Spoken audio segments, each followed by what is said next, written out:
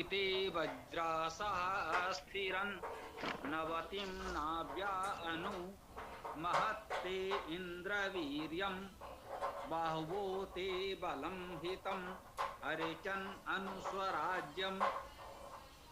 हे इंद्र तुम्हारे वज्र प्रगति स्तुति नवीन को सुस्थिर कर, है महत पराक्रम तेरा ही बहुबल हितकारी तेरा ही। हम करें अर्चन अनुकूल स्वराज्य का। मंत्र उसका काव्यानुवाद। अब उसके अर्थ पर हम विचार करें। विते वज्रासा अस्थिरन, इस सूक्त का देवता इंद्र है। इंद्र का शाब्दिक अर्थ है परमेश्वरवान, परमेश्वर। इद परमेश्वरे धातु है, परमेश्वर होना इद धातु का अर्थ है, उससे इंद्र शब्द बना परमेश्वरवान। तो देवता इंद्र है, परमेश्वर है। इसमें संबोधन में आया भी है महत्ते इंद्र वीर्यम, हे इंद्र, हे परमेश्वरवान, हे परमेश्वर। विते वज्रासा अस्थिरन। अब देखिए यहाँ पर बी उपसर्ग है। संस्कृत व्याकरण के दृष्टि से तो बी उपसर्ग है, यहाँ स्वतंत्र शब्द के रूप में है, किसी से जुड़ा नहीं। ते सर्वनाम है, उपसर्ग सर्वनाम से तो जुड़ नहीं सकता, वह धातु से पहले ही लगता। हाँ, ये भी जानने की बात ही है, उपसर्ग धातु से पहले लगता। जैसा कि हम लोग जानते हैं वेद में संज्ञा विशेषण, जिन्हें हम नामिक शब्द कहते हैं, और क्रियाएं धातु जो हैं धातु से बने होते हैं, तो इन सब में धातु होता है, और उपसर्ग लगता है तो धातु से पूर्व लगता है। तो इस प्रकार से ये शब्द से लगे होते हैं। जो लौकिक संस्कृत है उसमें ये उपसर्ग धातु से सदैव जुड़े रहते हैं, अलग नहीं होते। परंतु वैदिक संस्कृत में, वेद में ये उपसर्ग स्वतंत्र शब्दों के रूप में प्रयोग होते हैं। जैसा कि हमने कल आपको बताया था, आ और अन दो ही उपसर्ग हैं वेद में जो जुड़े हुए होते हैं अनिवार्य रूप से। शेष उपसर्ग अलग भी हो सकते हैं।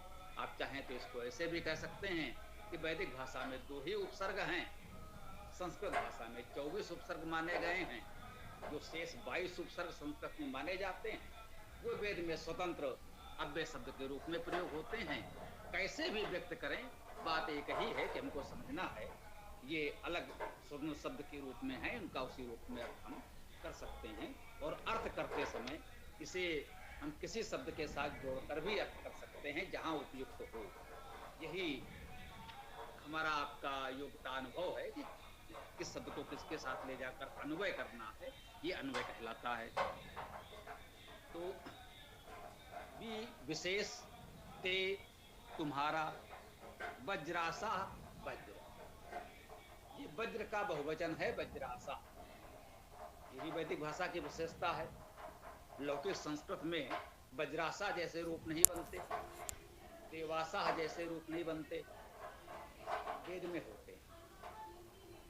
वज्राह भी हो सकता था, वज्रासा भी होता है। ये वैदिक भाषा की विशेषता है जो लौकिक संस्कृत में नहीं है। तो कह रहे हैं इस बी को यदि हम वज्र के साथ ले सकते हैं, तो ये बीच में आ गया है तुम्हारे वज्र या तुम्हारे विशेष वज्र। बी वज्रासा कहेंगे तो तुम्हारे विशेष वज्र कह सकते हैं। वज्र क्या है? वज्रगतो धातु है, गत्यर्थक धातु है, भी पढ़ा गया। तो जो तुम्हारी गतियां हैं, प्रगतियां हैं, गतिशीलता है, वे अस्थिरन। अब ये आ जो है ये क्रिया उपसर्ग है, क्रिया उपसर्ग है।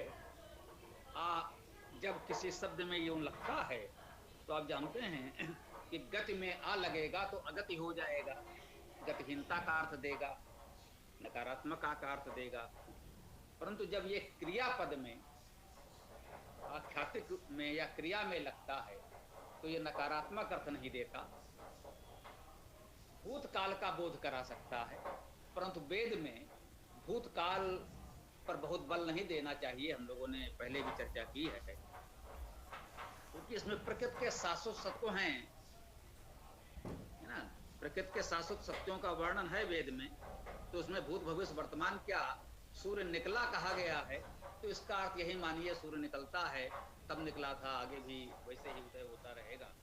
तो क्योंकि प्रकृति के शाश्वत सत्य ही वेद में है, किसी काल विशेष की ऐतिहासिक घटना का वर्णन है ही नहीं, तो उसमें भूत भविष्य वर्तमान का भेद भी एक प्रकार से मिट जाता है।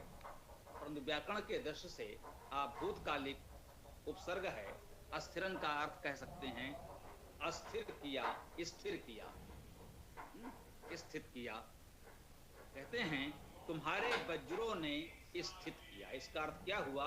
विते वज्रासा अस्थिरन, तुम्हारे विशेष वज्रों ने, तुम्हारे विशेष गतियों प्रगतियों ने स्थिर किया, स्थित किया।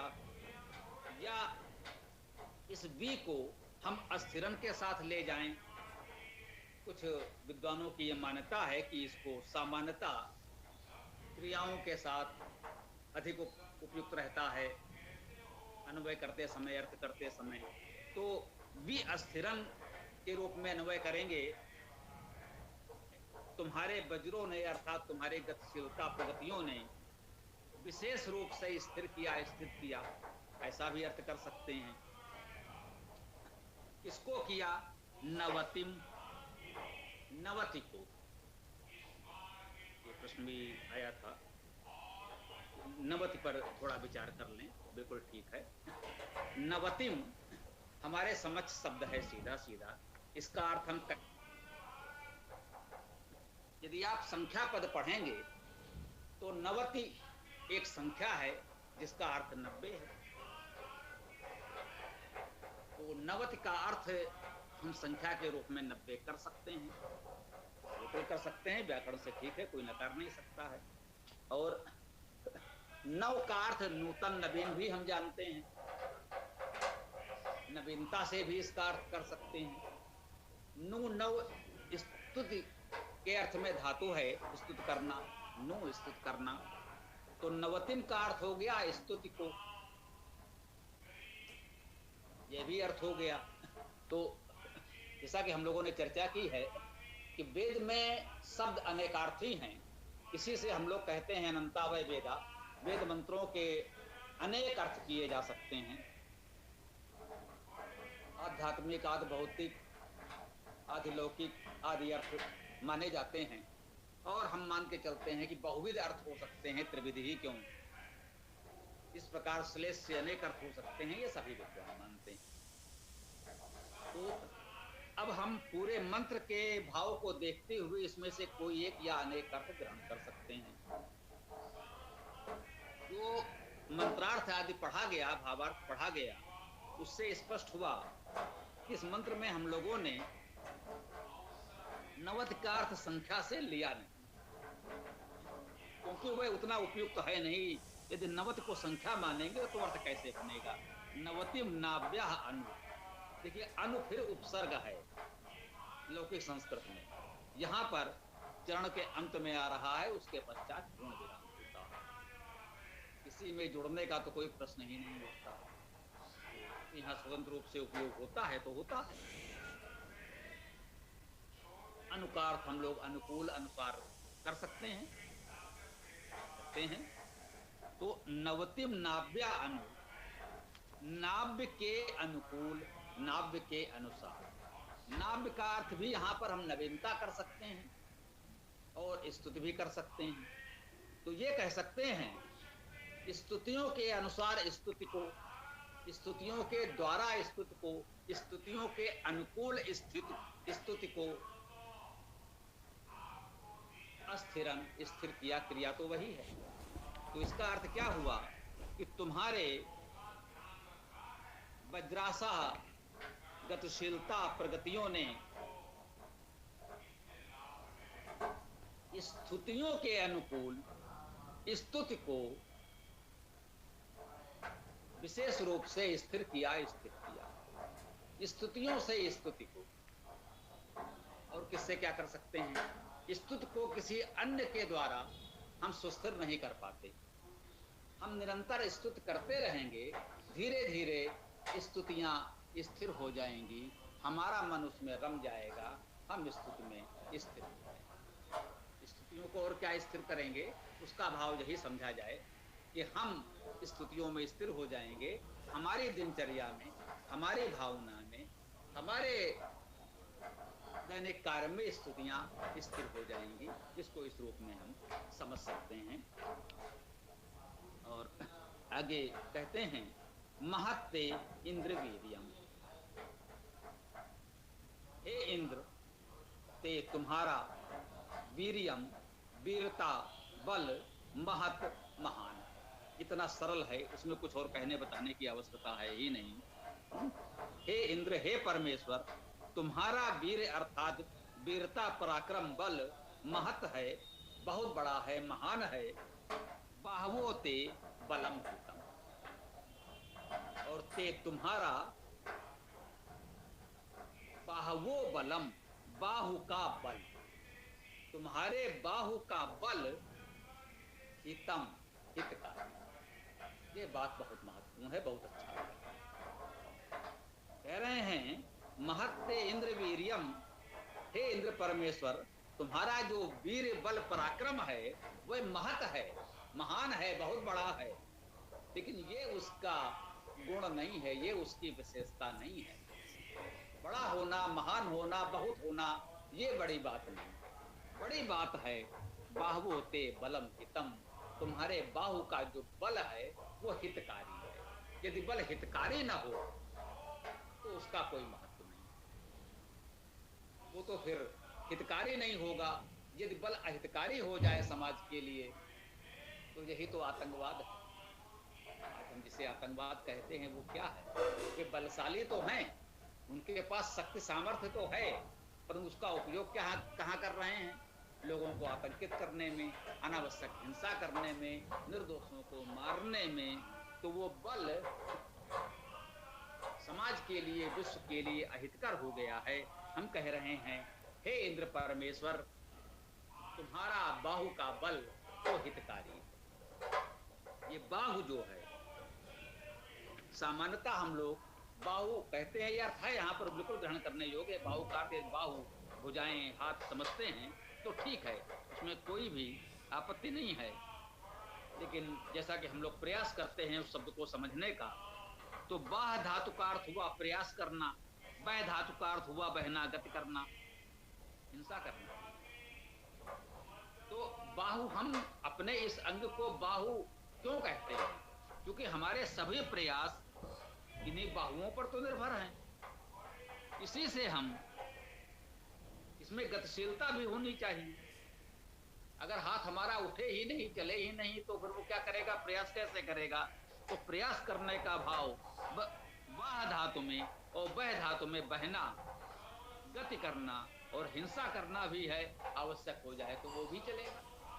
जब अनिवार्य हो जाए, अहिंसा से, प्रेम से, उपदेश से, तर्क से बात न बने, तो बहुतों के प्राण की हिंसा भी करनी पड़े तो ठीक है, वो भी देखा जाएगा। तो बाहु वो है जो हर तरह से प्रयास कर सके, इसमें गतिशीलता हो, प्रवाह हो और आवश्यक होने पर दुष्टों का हिंसन भी कर सके। इसलिए उसे हमने बाहु कहा है। हमारे शरीर का अंग है, पर उसे बाहु का नाम क्यों दिया गया है, ये इससे पता चलता है कि वो शब्द किस धातु से बना। बाहुओ ते बलम हितम, तुम्हारे बाहु का बल हितकारी है, ये महत्वपूर्ण है। अर्चन अनुस्वराज्यम, हम अनुकूल स्वराज्य की अर्चना करते हैं। हम करें अर्चन अनुकूल स्वराज्य का। हम लोग चर्चा करते आए हैं। स्वराज्य अर्थात अपना राज्य, राज देवतो धातु से ये राज्य शब्द बनेगा। राज धातु का अर्थ, स्व का अर्थ अपना सर्वनाम है, जानते हैं। राज धातु का अर्थ है प्रकाशित होना, शोभित होना। तो जो अपना प्रकाश है ना, हम ये कहते हैं जो अपना प्रकाश है, जो अपने भीतर की चेतना है, वो चेतन प्रकाश है, हम उसकी अर्चना करते हैं। वही तो इंद्र परमेश्वर है, जो इस सूक्त का देवता है, जिसकी अर्चना हम सभी मंत्रों में कर रहे हैं। इंद्र परम ऐश्वर्यवान परमेश्वर और उसका जो दिव्य चेतन प्रकाश हमारे भीतर है वही अपना प्रकाश है, हमें उसी की अर्चना करनी है। बाकी बाहर का प्रकाश सांसारिक प्रकाश है, जहाँ उसका उपयोग हो करें, लेकिन अध्यात्म में अर्चना तो हमें अपने भीतर के अपने उस दिव्य आध्यात्मिक प्रकाश की ही करनी है। इस मंत्र का भाव हमारा यहाँ हम विराम देते हैं।